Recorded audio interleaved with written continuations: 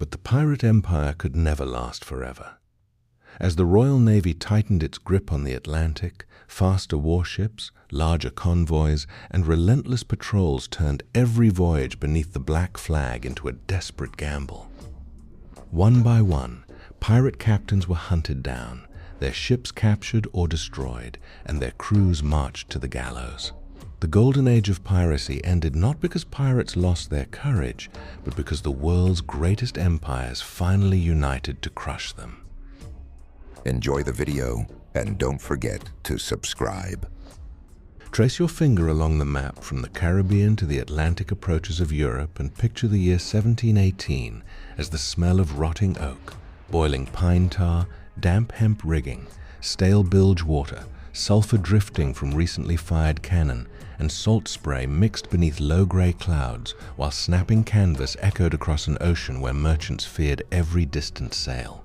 During the violent height of the Golden Age of Piracy, between roughly 1716 and 1722, entire trade routes carrying sugar, tobacco, indigo, silver, spices, and enslaved captives passed through waters where a single black flag could erase fortunes worth thousands of pounds sterling within minutes. Pirate vessels rarely matched the immense size of ships of the line, yet their terrifying speed, aggressive tactics, and disciplined brutality transformed relatively small sloops of 80 to 120 tons into floating predators capable of overwhelming larger merchantmen.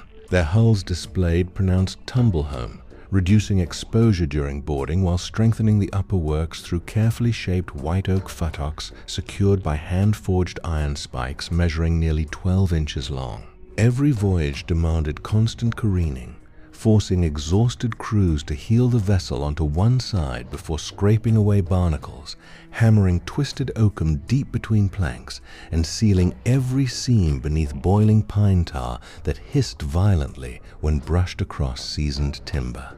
Pirate captains rarely relied upon royal authority because most possessed no valid letters of marque, making every captured vessel an act of outright robbery punishable by execution. Yet many crews accepted this fate because their articles of agreement promised equal voting rights, compensation for injuries, and shares of captured treasure unimaginable to ordinary sailors whose wages often disappeared beneath corrupt merchant owners before reaching port. Every successful attack began long before the first cannon fired because experienced pirate lookouts studied silhouettes against the horizon through polished brass spyglasses, estimating mast height, sail plan, cargo capacity, and probable crew strength before the captain ever gave an order. Once a target had been selected, the pirate vessel frequently approached beneath false colors, sometimes flying English, Dutch, French, or Spanish flags until the final moments, reducing suspicion while closing the distance to less than 100 yards. Below deck, gun crews prepared bronze cannon cast from alloys containing roughly 88% copper and 10% tin with trace impurities, weapons capable of enduring repeated firing without bursting under pressure. Powder monkeys carried carefully measured cartridges containing black powder composed of approximately 75% saltpeter, 15% charcoal, and 10% sulfur. As glowing slow match touched the vent, combustion accelerated almost instantly, expanding superheated gases that hurled solid iron rounds shot through the muzzle at tremendous velocity before smashing into white oak hull planking, tearing apart wood fibers, driving razor-sharp splinters through flesh, and transforming the interior of merchant vessels into lethal storms of flying timber. Grappling hooks attached to heavy hemp cables nearly 1-inch thick bit into shattered rails, while boarders armed with cutlasses, boarding axes, pistols, and long knives surged across the narrowing gap.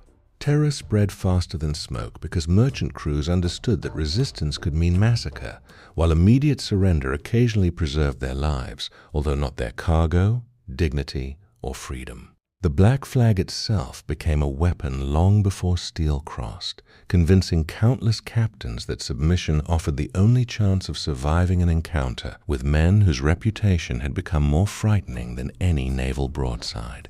Once pirates crossed the enemy's bulwarks, combat descended into violent confusion measured not by elegant formations but by seconds of brutal hand-to-hand fighting across decks made dangerously slick with seawater, powder residue, shattered spars, and blood. The confined spaces favored experienced boarders who understood every feature of a wooden vessel, using hatch combings, capstans, companionways, and pin rails as cover while driving defenders toward the waist of the ship, where escape became nearly impossible. Flintlock pistols discharged clouds of sulphurous smoke at only a few yards before becoming clubs or being discarded in favor of sharpened cutlasses whose broad blades could survive repeated impacts against iron guards and boarding axes. Heavy carronades were uncommon aboard many pirate sloops, yet captured merchant cannon were frequently remounted upon reinforced wooden carriages, strengthened by oak cheeks and iron fittings secured beneath thick breeching ropes designed to absorb enormous recoil forces. Every recoil compressed the carriage backward several feet before the gun crew hauled the weapon into battery again using side tackles and block and tackle systems lubricated with animal fat to reduce friction. Experienced captains demanded strict fire discipline because wasted ammunition could decide the outcome of an engagement lasting only minutes. Even victory created new dangers as damaged standing, rigging, severed shrouds, fractured topmasts, and splintered yards threatened to collapse without warning. Carpenters immediately inspected cracked futtocks, loosened tree nails, and opened seams where incoming seawater forced desperate men to operate chain pumps without pause. Every successful capture, therefore, required not only courage, but constant engineering knowledge, proving that survival beneath the black flag depended as much upon skilled seamanship and relentless maintenance as upon violence itself. Pirate power reached far beyond individual battles, because fear itself became an invisible fleet sailing ahead of every notorious captain. News traveled from taverns in Nassau to counting houses in London, from Havana's crowded docks to the plantations of Jamaica, where merchants described crews disappearing without trace and convoys arriving stripped of cargo after surrendering without prolonged resistance.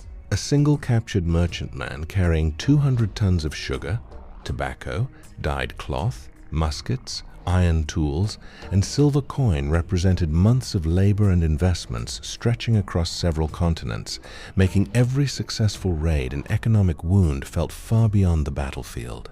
Some pirate captains deliberately cultivated terrifying reputations, lighting slow-burning fuses beneath their hats so smoke surrounded their faces, firing pistols into the air before boarding, and displaying captured weapons or severed standards as psychological instruments designed to shatter morale before combat began. Prisoners frequently reported hearing the thunder of boots racing across weather decks, the grinding sound of grappling hooks biting into oak rails, and shouted orders echoing through drifting cannon smoke before ever seeing the attackers themselves. Meanwhile, the pirate ship demanded relentless attention beneath the surface. Marine worms bored into untreated timber, salt crystals expanded within narrow seams, iron bolts slowly corroded beneath constant exposure to seawater, and every Atlantic gale twisted the hull enough to loosen caulking driven between planks with heavy mallets and specialized irons. During repeated careening operations, crews examined every inch of the keel, replaced damaged planking, tightened chain plates supporting the standing rigging, inspected deadies securing massive shrouds, and coated exposed wood with fresh boiling pine tar whose pungent odor became inseparable from life aboard a pirate vessel preparing for yet another voyage into waters already ruled by terror. Yet the reign of terror contained the seeds of its own destruction. Insurance costs soared, merchant convoys grew larger, and European empires expanded Royal Navy patrols across the Atlantic. Fast frigates carrying disciplined crews hunted pirate anchorages, while governors offered royal pardons to divide outlaw bands from within. Every captured pirate faced trial, where the absence of valid letters of Marco turned every seizure into undeniable piracy. Gallows replaced quarterdecks, and iron gibbets displayed along busy waterways reminded every sailor that fear could be wielded by governments as effectively as by men beneath the black flag. By the early 1720s, the seas no longer belonged to pirate captains alone. Better naval coordination, fortified trade routes, and relentless pursuit slowly shattered the fragile brotherhood created by the Articles of Agreement. Ships once feared across the Atlantic rotted in forgotten coves or were burned where they anchored, while their captains met execution instead of glory. Even so, the brief years when pirates ruled through speed, engineering, ruthless discipline, and calculated terror left a legacy that still defines the Golden Age of Piracy as one of history's most feared eras upon the sea.